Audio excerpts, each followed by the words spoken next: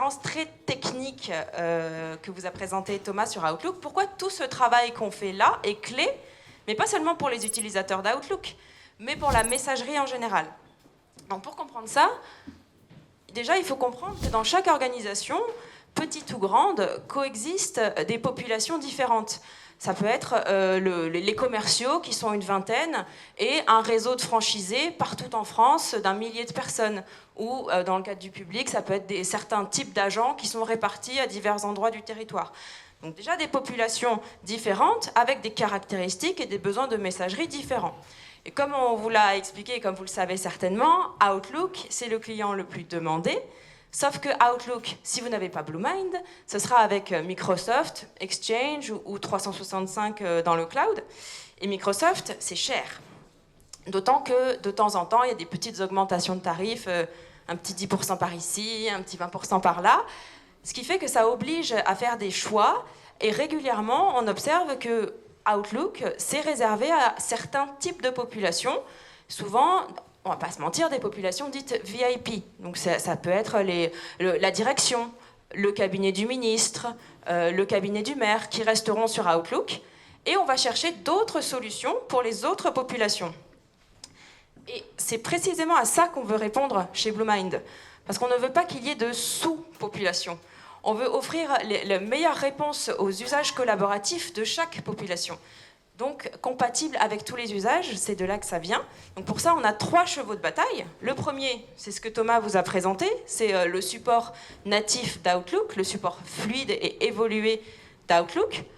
Le second, je vérifie que je ne suis pas au milieu, le second cheval de bataille, ce sont les autres accès. C'est aussi ce que Mehdi vous a présenté, c'est le webmail, c'est les mobiles, et c'est aussi Thunderbird. Si vous connaissez Thunderbird, si vous l'utilisez, vous savez que c'est un très bon client mail. Déjà, il a l'avantage d'être open source. C'est un très bon client mail, mais c'est un moins bon client collaboratif. Il a une extension qui s'appelle Lightning, si vous la connaissez pour l'agenda, qui est très très vite limitée. Et donc ça, on a répondu à ça, on transforme Thunderbird en champion collaboratif. Donc d'une part, on répond à la demande d'Outlook. On propose le meilleur niveau collaboratif pour les autres outils, que ce soit le webmail, les mobiles, Thunderbird. Et troisième cheval de bataille, on veut que tout ça puisse travailler ensemble. On veut permettre des usages croisés, c'est-à-dire que les utilisateurs d'Outlook puissent partager leurs agendas, leurs contacts avec les utilisateurs de Thunderbird, avec les utilisateurs du webmail, et dans les deux sens. C'est ça, être compatible avec tous les usages. Parce que ce qu'on observe, quand il y a des projets de migration de messagerie, c'est qu'il arrive assez régulièrement que des projets prennent du retard ou carrément se bloquent parce qu'on ne sait pas évaluer quelle population va rester sur quel accès. Qui va être sur Outlook, qui va être sur Thunderbird, qui va être sur le webmail. C'est difficile parce que ça articule différentes notions, notamment des notions de coût, bien entendu, des notions de déploiement. Ce n'est pas la même chose de déployer un client lourd ou un webmail.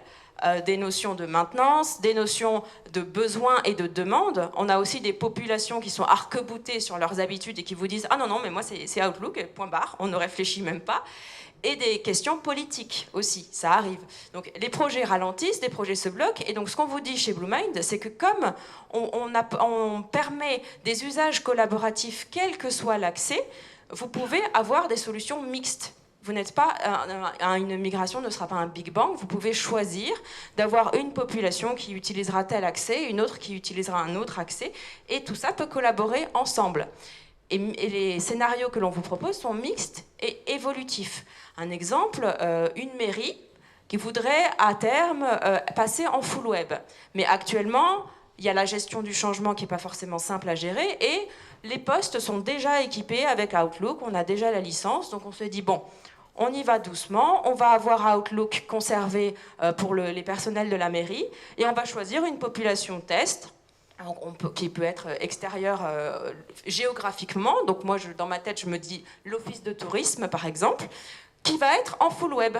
Et on va utiliser les retours d'usage de cette population-là pour petit à petit préparer à terme, à l'échéance qui nous convient, la migration de tout le monde vers le full web et voir si ça convient à tous les usages qu'on a prévus.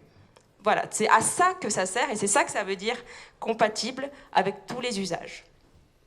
Merci.